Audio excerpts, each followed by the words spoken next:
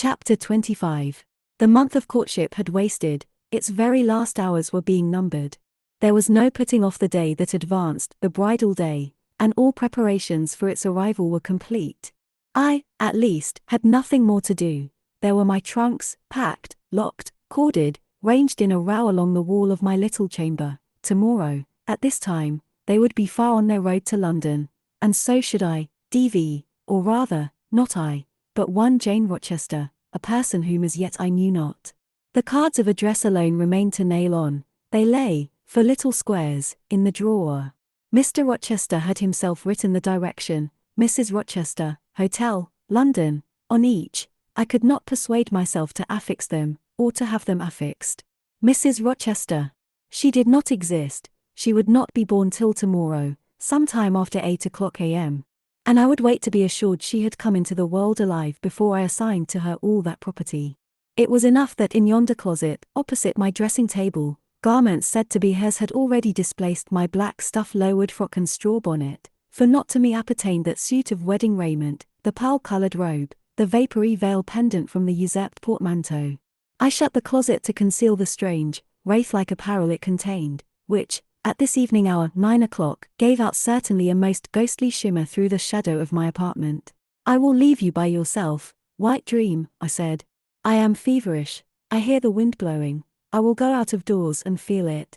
It was not only the hurry of preparation that made me feverish, not only the anticipation of the great change, the new life which was to commence tomorrow. Both these circumstances had their share, doubtless, in producing that restless, excited mood which hurried me forth at this late hour into the darkening grounds. But a third cause influenced my mind more than they. I had at heart a strange and anxious thought. Something had happened which I could not comprehend. No one knew of or had seen the event but myself. It had taken place the preceding night. Mr. Rochester that night was absent from home, nor was he yet returned. Business had called him to a small estate of 2 or 3 farms he possessed 30 miles off. Business it was requisite he should settle in person, previous to his meditated departure from England. I waited now his return, eager to disburthen my mind, and to seek of him the solution of the enigma that perplexed me. Stay till he comes, reader, and, when I disclose my secret to him, you shall share the confidence.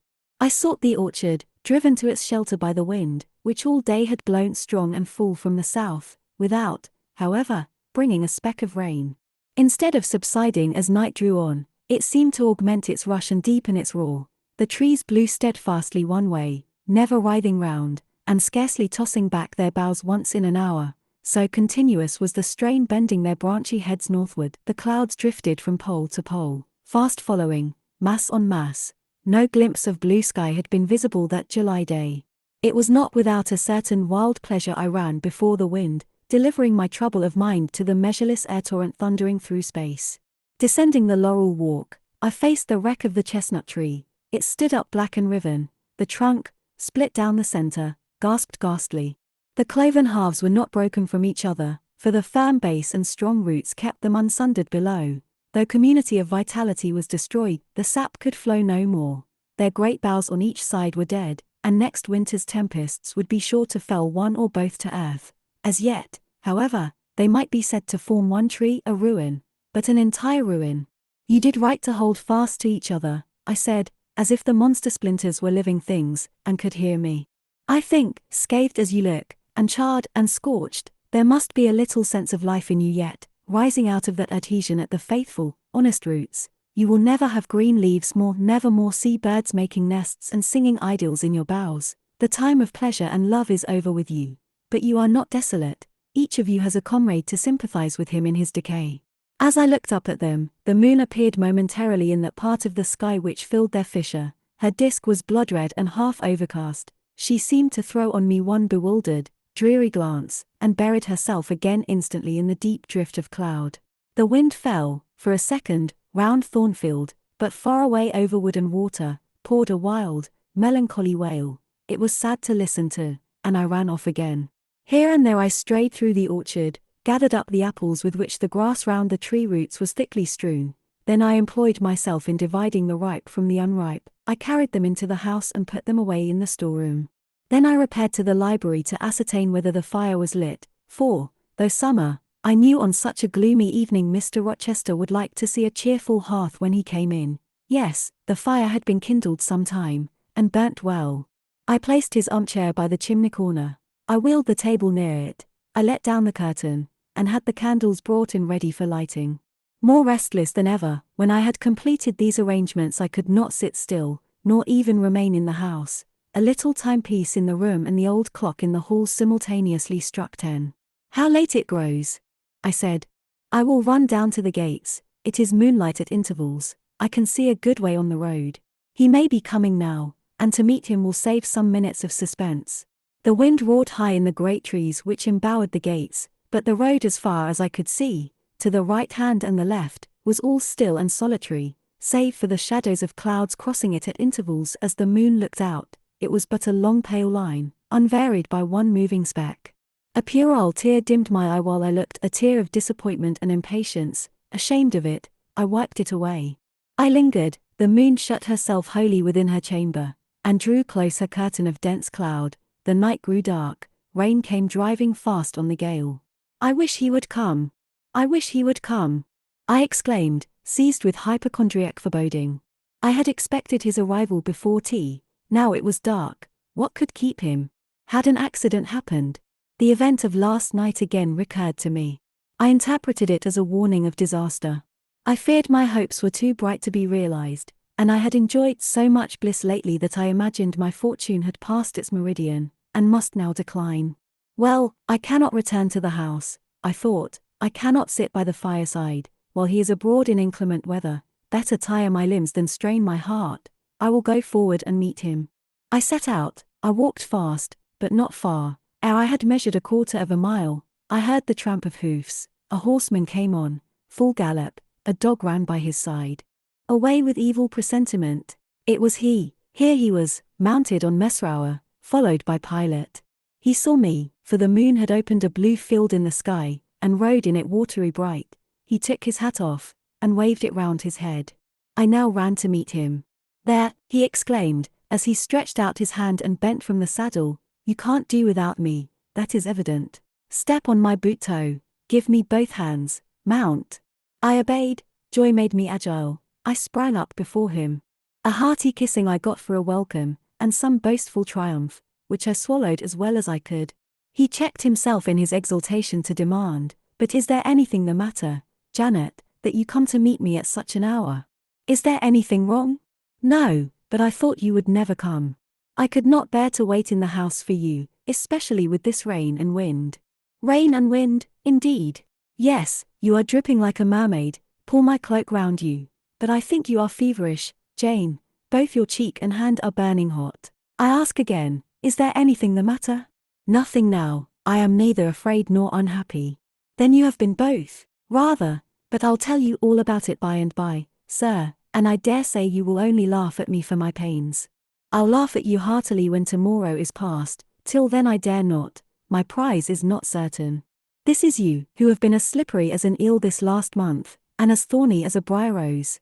I could not lay a finger anywhere but I was pricked, and now I seem to have gathered up a stray lamb in my arms. "You wandered out of the fold to seek your shepherd, did you, Jane? I wanted you, but don't boast. Here we are at Thornfield, now let me get down." He landed me on the pavement. As John took his horse, and he followed me into the hall, he told me to make haste and put something dry on, and then return to him in the library, and he stopped me, as I made for the staircase, to extort a promise that I would not be long, nor was I long. In 5 minutes I rejoined him. I found him at supper. "Take a seat and bear me company, Jane, please God. It is the last meal but one you will eat at Thornfield Hall for a long time." I sat down near him, but told him I could not eat. "Is it because you have the prospect of a journey before you, Jane? Is it the thoughts of going to London that takes away your appetite?" "I cannot see my prospects clearly tonight, sir, and I hardly know what thoughts I have in my head. Everything in life seems unreal. Except me. I am substantial enough, touch me. You, sir, are the most phantom-like of all. You are a mere dream." He held out his hand, laughing. "Is that a dream?" said he, placing it close to my eyes. He had a rounded, muscular, and vigorous hand, as well as a long, strong arm. "Yes, though I touch it, it is a dream," said I, as I put it down from before my face. "Sir, have you finished supper?" "Yes, Jane." I rang the bell and ordered away the tray. When we were again alone, I stirred the fire, and then took a low seat at my master's knee. "It is near midnight," I said.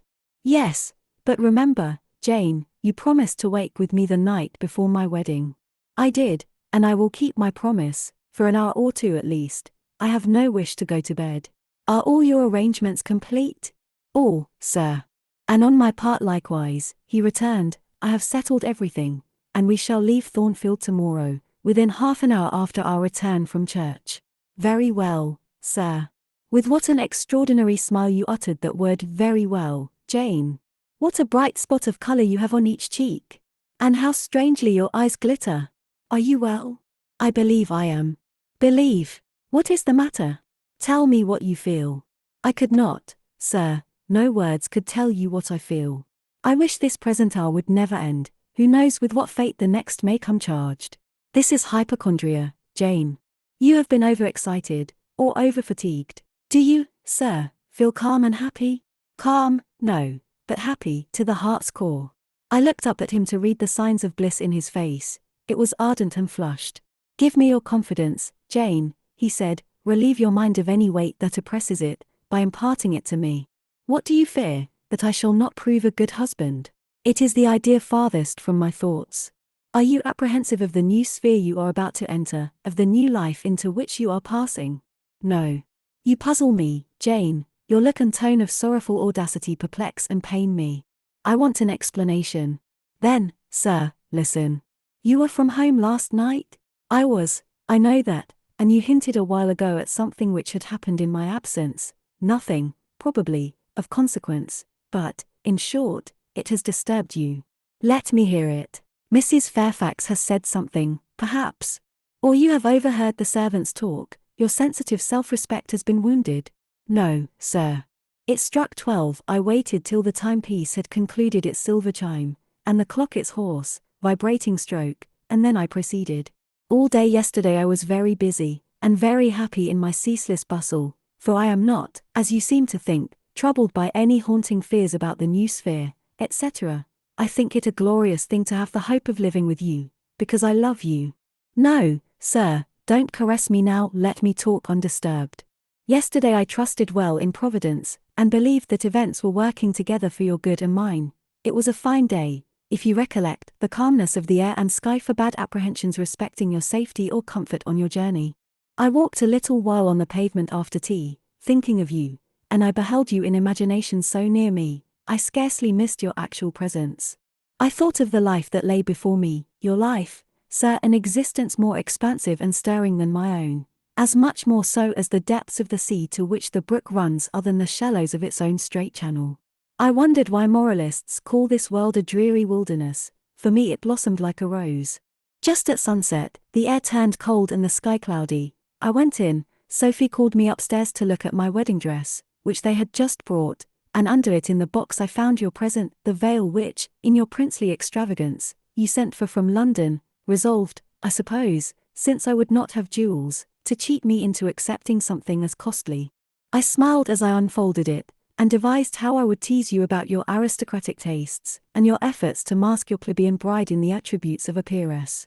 I thought how I would carry down to you the square of unembroidered blonde I had myself prepared as a covering for my low-born head, and ask if that was not good enough for a woman who could bring her husband neither fortune, beauty, nor connections.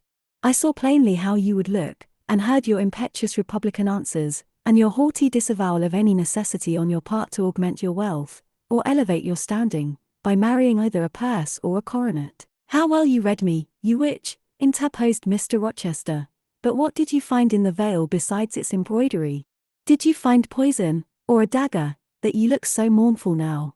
No, no, sir, besides the delicacy and richness of the fabric, I found nothing save Fairfax Rochester's pride, and that did not scare me, because I am used to the sight of the demon.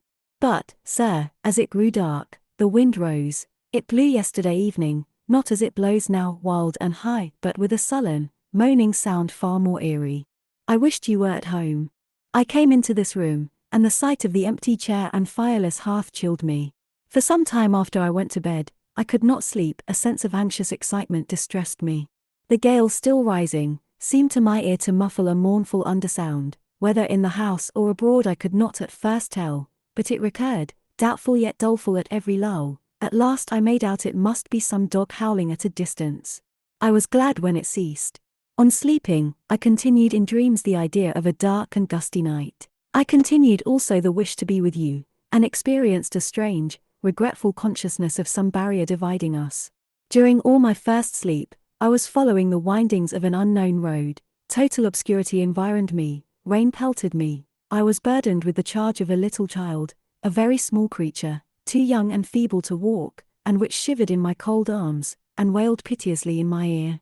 I thought, sir, that you were on the road a long way before me, and I strained every nerve to overtake you, and made effort on effort to utter your name and entreat you to stop, but my movements were fettered, and my voice still died away inarticulate, while you, I felt, withdrew farther and farther every moment. And these dreams weigh on your spirits now, Jane, when I am close to you. Little nervous subject. Forget visionary woe, and think only of real happiness. You say you love me, Janet. Yes, I will not forget that, and you cannot deny it. Those words did not die inarticulate on your lips. I heard them clear and soft, a thought too solemn perhaps, but sweet as music. I think it is a glorious thing to have the hope of living with you, Edward, because I love you. Do you love me, Jane? Repeat it. I do, sir, I do, with my whole heart. Well, he said, after some minutes' silence, it is strange, but that sentence has penetrated my breast painfully. Why? I think because you said it with such an earnest, religious energy, and because your upward gaze at me now is the very sublime of faith, truth, and devotion. It is too much as if some spirit were near me. Look wicked, Jane, as you know well how to look. Coin one of your wild, shy, provoking smiles. Tell me you hate me, tease me, vex me, do anything but move me. I would rather be incensed than saddened. I will tease you and vex you to your heart's content, when I have finished my tale. But hear me to the end. I thought, Jane, you had told me all. I thought I had found the source of your melancholy in a dream. I shook my head. What? Is there more? But I will not believe it to be anything important. I warn you of incredulity beforehand. Go on. The disquietude of his air, the somewhat apprehensive impatience of his manner, surprised me, but I proceeded. I dreamt another dream, sir, that Thornfield Hall was a dreary ruin, the retreat of bats and owls. I thought that of all the stately front nothing remained but a shell-like wall, very high and very fragile-looking. I wandered, on a moonlight night, through the grass-grown enclosure within. Here I stumbled over a marble hearth, and there over a fallen fragment of cornice. Wrapped up in a shawl, I still carried the unknown little child. I might not lay it down anywhere, however tired were my arms, however much its weight impeded my progress, I must retain it. I heard the gallop of a horse at a distance on the road. I was sure it was you, and you were departing for many years and for a distant country. I climbed the thin wall with frantic perilous haste, eager to catch one glimpse of you from the top. The stones rolled from under my feet, the ivy branches I grasped gave way, the child clung round my neck in terror, and almost strangled me. At last I gained the summit.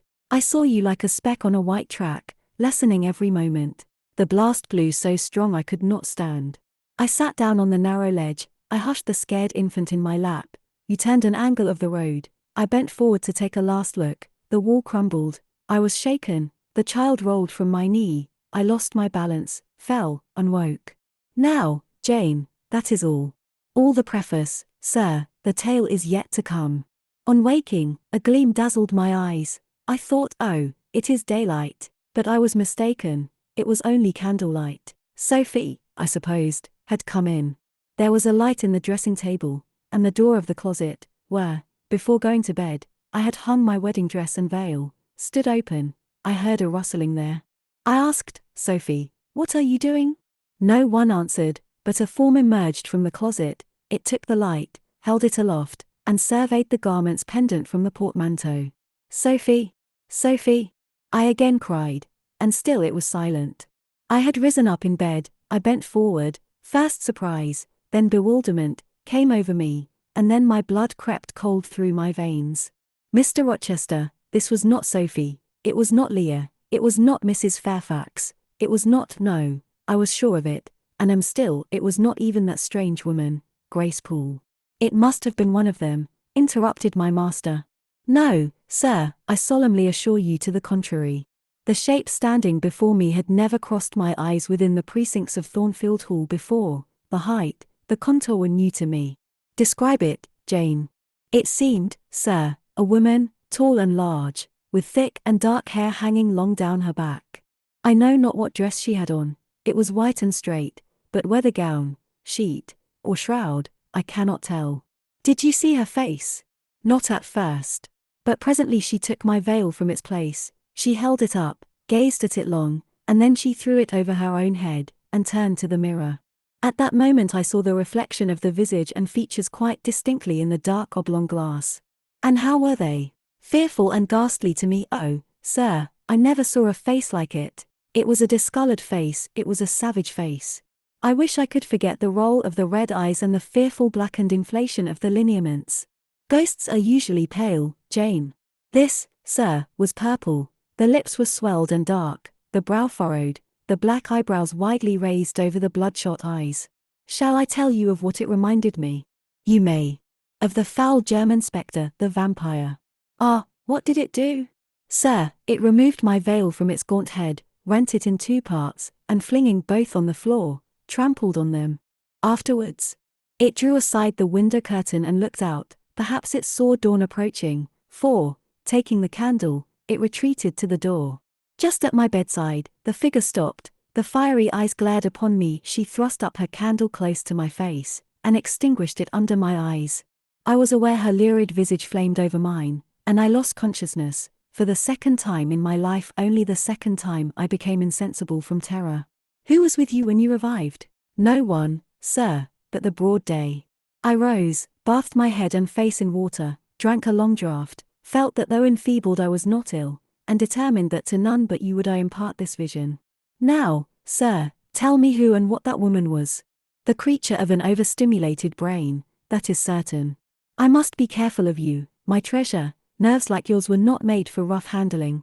Sir, depend on it, my nerves were not in fault, the thing was real, the transaction actually took place. And your previous dreams, were they real too? Is Thornfield Hall a ruin? Am I severed from you by insuperable obstacles? Am I leaving you without a tear, without a kiss, without a word? Not yet. Am I about to do it? Why, the day is already commenced which is to bind us indissolubly, and when we are once united, there shall be no recurrence of these mental terrors, I guarantee that. Mental terrors, sir. I wish I could believe them to be only such. I wish it more now than ever, since even you cannot explain to me the mystery of that awful visitant. And since I cannot do it, Jane, it must have been unreal. But, sir, when I said so to myself on rising this morning, and when I looked round the room to gather courage and comfort from the cheerful aspect of each familiar object in full daylight, there on the carpet I saw what gave the distinct lie to my hypothesis, the veil, torn from top to bottom in two halves. I felt Mr. Rochester start and shudder. He hastily flung his arms round me. Thank God, he exclaimed, that if anything malignant did come near you last night, it was only the veil that was harmed. Oh, to think what might have happened! He drew his breath short, and strained me so close to him, I could scarcely pant. After some minutes' silence, he continued, cheerily. Now, Janet, I'll explain to you all about it. It was half dream, half reality. A woman did, I doubt not, enter your room, and that woman must have been Grace Poole. You call her a strange being yourself, from all you know, you have reason so to call her. What did she do to me? What to Mason? In a state between sleeping and waking, you noticed her entrance and her actions, but feverish, almost delirious as you were, you ascribed to her a goblin appearance different from her own. The long disheveled hair, the swelled black face, the exaggerated stature, were figments of imagination, results of nightmare. The spiteful tearing of the veil was real, and it is like her. I see you would ask why I keep such a woman in my house. When we have been married a year and a day, I will tell you, but not now. Are you satisfied, Jane? Do you accept my solution of the mystery? I reflected, and in truth it appeared to me the only possible one. Satisfied I was not, but to please him I endeavored to appear so relieved. I certainly did feel, so I answered him with a contented smile. And now, as it was long past 1, I prepared to leave him. Does not Sophie sleep with Adele in the nursery? He asked, as I lit my candle. "Yes, sir. And there is room enough in Adele's little bed for you. You must share it with her tonight, Jane. It is no wonder that the incident you have related should make you nervous, and I would rather you did not sleep alone. Promise me to go to the nursery." "I shall be very glad to do so, sir. And fasten the door securely on the inside. Wake Sophie when you go upstairs, under pretense of requesting her to rouse you in good time tomorrow, for you must be dressed and have finished breakfast before 8. And now, no more somber thoughts, chase dull care away, Janet. Don't you hear to what soft whispers the wind has fallen? And there is no more beating of rain against the window panes. Look here." He lifted up the curtain. "It is a lovely night." It was. Half heaven was pure and stainless. The clouds, now trooping before the wind, which had shifted to the west, were filing off eastward in long, silvered columns. The moon shone peacefully. "Well," said Mr. Rochester, gazing inquiringly into my eyes, "how is my Janet now?" "The night is serene, sir, and so am I. And you will not dream of separation and sorrow tonight, but of happy love and blissful union." This prediction was but half fulfilled. I did not indeed dream of sorrow, but as little did I dream of joy, for I never slept at all. With little Adele in my arms, I watched the slumber of childhood, so tranquil, so passionless, so innocent, and waited for the coming day. All my life was awake and astir in my frame, and as soon as the sun rose I rose too. I remember Adele clung to me as I left her. I remember I kissed her as I loosened her little hands from my neck, and I cried over her with strange emotion, and quitted her because I feared my sobs would break her still sound repose. She seemed the emblem of my past life, and I was now to array myself to meet the dread, but adored, type of my unknown future day.